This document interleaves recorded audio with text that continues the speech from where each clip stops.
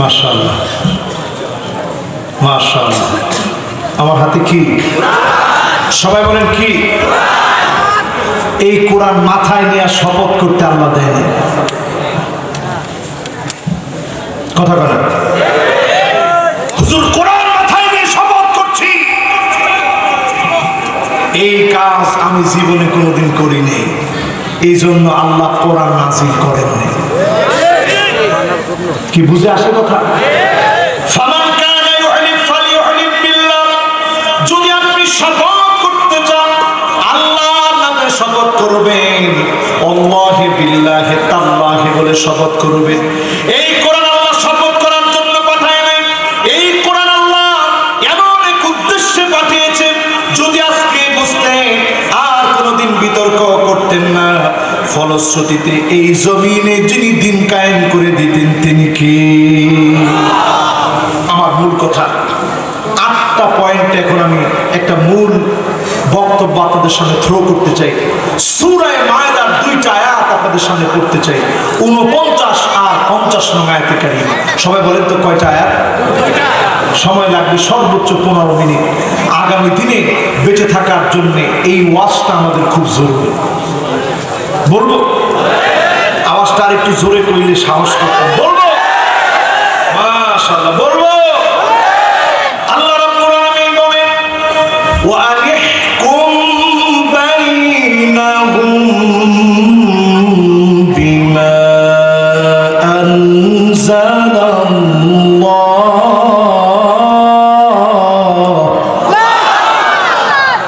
আল্লাহ বলেন নবী এক নাম্বার দায়িত্ব হচ্ছে এই জমিনের ভিতরে বিচার কায়েম করা লাগবে, শুধুমাত্র কোরআনুল কারীমের বিচার। আরে কথা তো কয় না, কার কথা? আর আসতে বলেন। অনেকে এখন জামা কাপড় টাইট দিয়ে ফেলছে যে হুজুর কম ও টাইট দে নাই তো। একজন বইয়ে বইয়ে জ্যাকেট পরতেছে, কিরে এত শীত কোত্থেকে আসলো? আপনারা আসুন তো ইনশাআল্লাহ। বিচার চলবে কি দিয়ে? কথাটা কার? এই কোরআন দিয়ে বিচার চালাতে হবে। এটা কোরআনুল কারীমের সূরা মায়েদা 49 নং আয়াতে কারীমার প্রথম অংশে আল্লাহ বললেন, দ্বিতীয় অংশে আল্লাহ রাব্বুল আলামিন বলেন ওয়ালা তাত্তাবি' আহওয়াহুম। খবরদার নবী, মন গড়া কোনো বিচার চলবে না, বানোয়াট কোনো বিচার চলবে না, মিথ্যা কোনো বিচার চলবে না, পার্সিয়ালিটি করে কোনো বিচার চলবে না। একমাত্র বিচার করা লাগবে যে কিতাব দিয়ে, কিতাবের নাম কি? একটু সামনের দিকে যাই।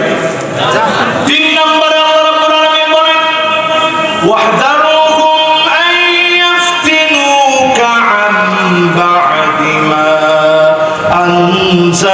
আনজালাল্লাহু ইলাইক।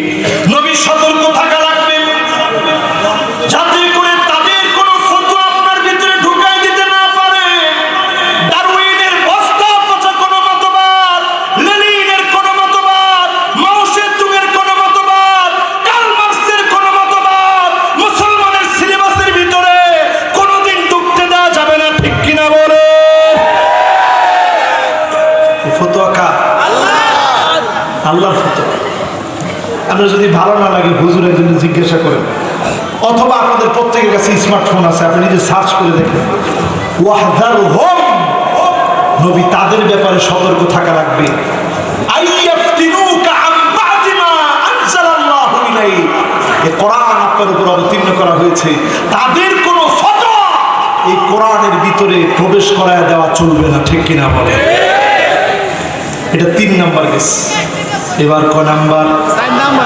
4 নম্বরে আমার ভাইরা শুনুন, ফাইন তাওয়াল্লাউ ফা'আলাম আন্নামা ইউরিদুল্লাহু আন ইউসিবাহুম বিবা'দি যুনুবিহিম।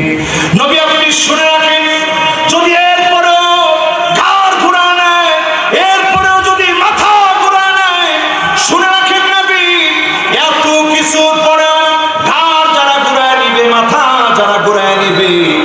কিছু কিছু আযাব দিয়ে যিনি পাকড়াও করবেন তিনি কে? চিন্তা করেন আল্লাহ। আজকে তাকায় দেখেন, করোনা হচ্ছে কিছু কিছু আযাব, কলেরা হচ্ছে কিছু কিছু আযাব, প্লেগ হচ্ছে কিছু কিছু আযাব। হঠাৎ হঠাৎ আমার দেশে গতকালকেও ভূমিকম্প হয়ে গেছে।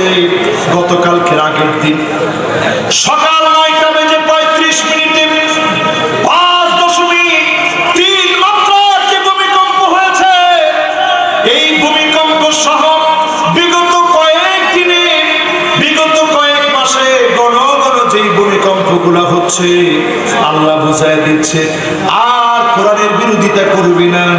বিরোধিতা করলে যিনি গার মটকায় দেন তিনি কে? কথা কি বুঝে আসে? এই কথা কিসের কথা ভাই? কোরআনের কথা। সবাই বলেন কিসের কথা? কিছু কিছু আযাব দিয়ে আল্লাহ পাকড়াও করে, কিছু কিছু আযাব দিয়ে আল্লাহ ধরে ফেলে, কিছু কিছু আযাব দিয়ে মালিক পাকড়াও করে ফেলে।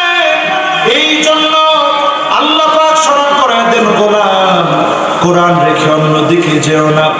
আজও যদি কোরআনের দিকে চলে আসি, সৌদি আরবের চাইতে যিনি আমার দেশে খনি বাড়ায় দিয়ে স্বর্ণ দিয়ে ভরপুর করে দিবেন তিনি কে?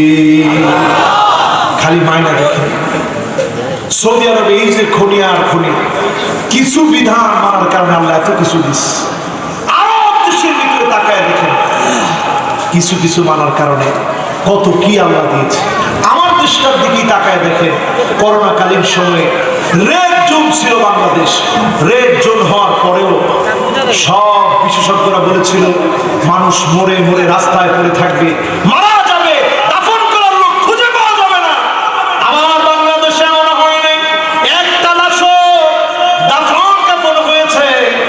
দাফন কাফনের পূর্বে আমার দেশে জানাজা হয়েছে, করোনায় মৃত্যুবরণ করেছে।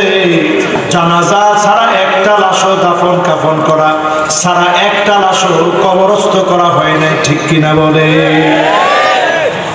এবার আসেন আমার ভাইরা, 5 নম্বর আল্লাহ রাব্বুল আলামিন বলেন, ওয়া ইন্না কাসীরাম মিনান নাসি লাফাসিকুন।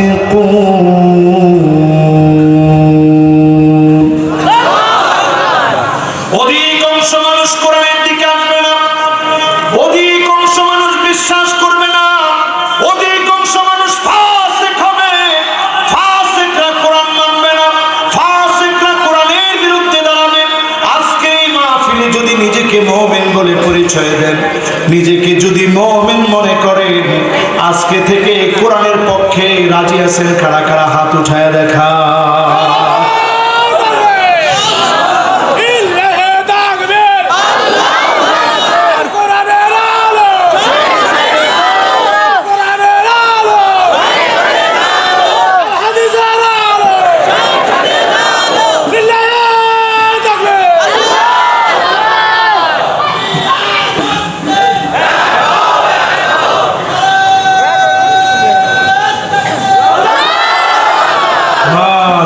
এবার হাতগুলো নামা। অধিকাংশ মানুষ কি? সবাই বলেন কি? সবাই বলেন তো কি? ফাসিক। হুজুর ফাসিক কি বুঝলাম? ফাসিক হলো তারা নিজে নামাজ পড়ে না, বুক ফুলায় নামাজ চলতেছে, বেনামাজির মতো বুক ফুলায় হেঁটে চলে যায়। নামাজের গায়ে হাত তোলার পরে অনুশোচনা আসে না, বুক ফুলায় জুলুম করে, গাদ্দারি করে, প্রকাশ্যে ধূমপান করে, মানুষের মুখের উপরে ধোঁয়াগুলো ছেড়ে দেয়। এমন সব লোকগুলা ফাসিক। জোরে বলেন কি? এগুলো হচ্ছে ফাসিক। প্রকাশ্যে যারা গুনাহ করে, গুনাহকে যারা গুনাহ মনে করে না, এগুলো সব কি? সবাই বলেন কি? এই গেল আমার ভাইরা 5 নাম্বার। কয় নাম্বার? এবার কয় নাম্বার? 6 নাম্বার আল্লাহ রাব্বুল আলামিন বলেন, আফা হুকমাল জাহিলিয়াতি ইয়াবগুন।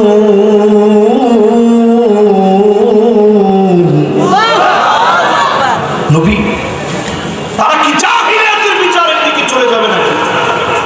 কিসের বিচার ভাই?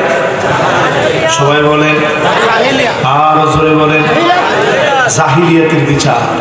এখন জাহিলিয়াতের বিচার কি আপনাদেরকে একটু আমি বোঝার চেষ্টা করি। জাহিলিয়াতের বিচার হচ্ছে ওই বিচারিক ব্যবস্থা যেখানে জোর যার মুল্লুক তার এমন রীতি চলে, ঠিক কিনা বলে? দেখে দেখে যেখানে মানুষদেরকে ফাঁসায় দেওয়া হয়, নির্বিচারে যেখানে মানুষকে মারা হয়, নির্দোষ মানুষকে দোষী বানায় দেওয়া হয়, ওই বিচারের নাম হচ্ছে জাহিলিয়াতের বিচার, ঠিক কিনা বলে? কথা কি বুঝাইতে পারতেছি আপনাদের? এটা গেছে 6 নাম্বার। এবার কত নাম্বার ভাই? মাশাআল্লাহ। আপনারা কি আসেন না গেছেন? আসেন? লিল্লাহি তাকবীর। এবার আসেন 7 নাম্বার। 7 নম্বরে আল্লাহ রাব্বুল আলামিন বলেন, ওয়া মান আহসানু মিনাল্লাহি হুকমা, আল্লাহর হুকুমের চাইতে উত্তম আর কোনো হুকুম হতে পারে না। আল্লাহর হুকুম দিয়ে চঞ্চল ভাষ্য সত্যপূর্ণ মহিমান্বিত কোরআনুল কারীমের বিধান যদি পৃথিবীতে জারি হয়ে যায়, এই পৃথিবীকে যিনি সমুন্নত করে দেবেন তিনি কে? এরপরে 8 নম্বরে আল্লাহ বলেন,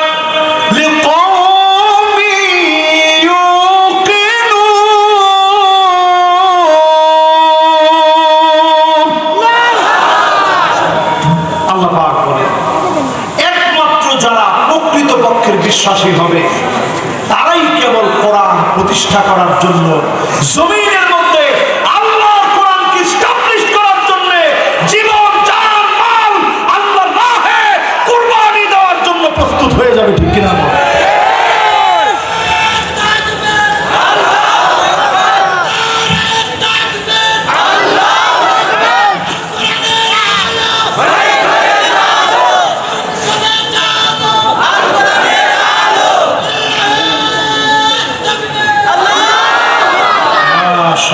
এই যে সুন্দর আল্লাহ মানে স্লোগান দিলেন,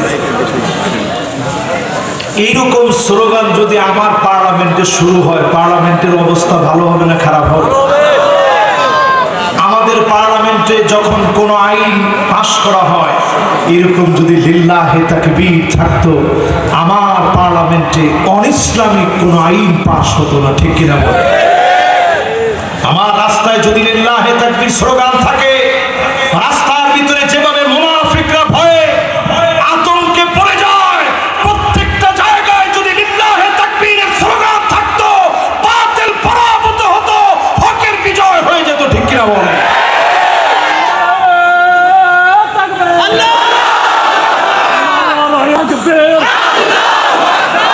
ইসলাম দিন, ইসলাম জিন্দাবাদ, জিন্দাবাদ, আল কোরআনের আলো,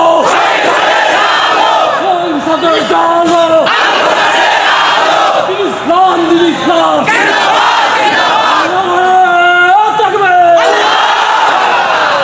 সেদিন বেশি দিন দূরে নয়, সেই দিন বেশি দিন দূরে নয়।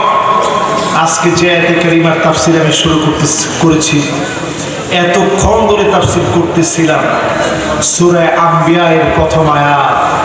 অচিরেই সেই দিন আসবে, বাইতুল মাদার এমন কোন ঘর থাকবে না, পাকা কাঁচা, প্রত্যেকটা ঘরে ঘরে যিনি কালেমার পতাকা উড্ডীন করে দিবেন তিনি কে? সময় আসতেছে না।